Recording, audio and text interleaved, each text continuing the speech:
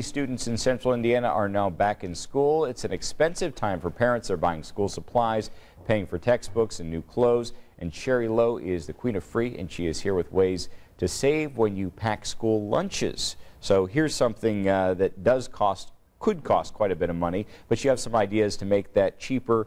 The lunch box, you're saying, just the type of lunch box could actually end up saving money. How so? Yeah, so anytime I tell people to actually spend a little bit more money, they perk up because I don't regularly say that. But you do want to invest in a decent lunch box or lunch bag that you know is going to be durable. So skip the dollar store, skip the cheapest items available. If you can, begin the year with a box you already have and wait for those to go on clearance in about a month or so. We'll see those moving out at 40 all the way up to 90% off original retail price.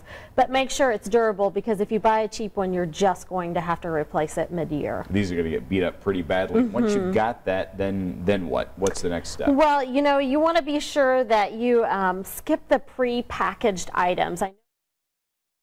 I've bought them myself before, but buying in bulk and using either Ziploc bags or a decent reusable container is going to save you a bundle over the long haul. Even if it's things like applesauce, where you buy a big jar and pack your own small container, or especially those snack foods like chips and granola bars, those types of items. Makes it simpler. And you're saying the same thing goes for drinks. I see you've got the containers dump here. The juice box, get rid of that water bottle, buy a reusable container. It'll pay for itself within a week.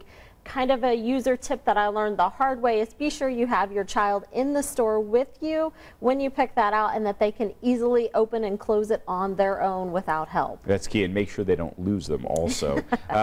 The other thing you recommend, and I know we've talked about this in the past, you say Sunday's the day, pack the lunches today, or at least part of the lunches today. Yes, get as many of those components put together as you can this evening, rather than waiting until the morning and you're in a rush and you're flustered. So go ahead and pre-bag vegetables, you know, fill at least the bottle for tomorrow morning, and pre-make sandwiches when you can as well. And one thing you've always talked about, peanut butter and jelly sandwiches. I like this recommendation. Freezing your peanut butter and jelly sandwiches so that they are your cold pack and the main dish. All right, and then this is kind of an interesting one. You say avoid Pinterest, which is strange because you usually say use Pinterest. I love Pinterest, and I love the ideas there, but you can spend 5 minutes on there and find out that you're failing as a parent because you don't carve, you know, SpongeBob from cheese every morning for your child. Like, it's okay to keep it very simple. It's okay to serve the same thing every day. I do like to add, you know, like a special note to the lunchbox. That's great. And if you want to make something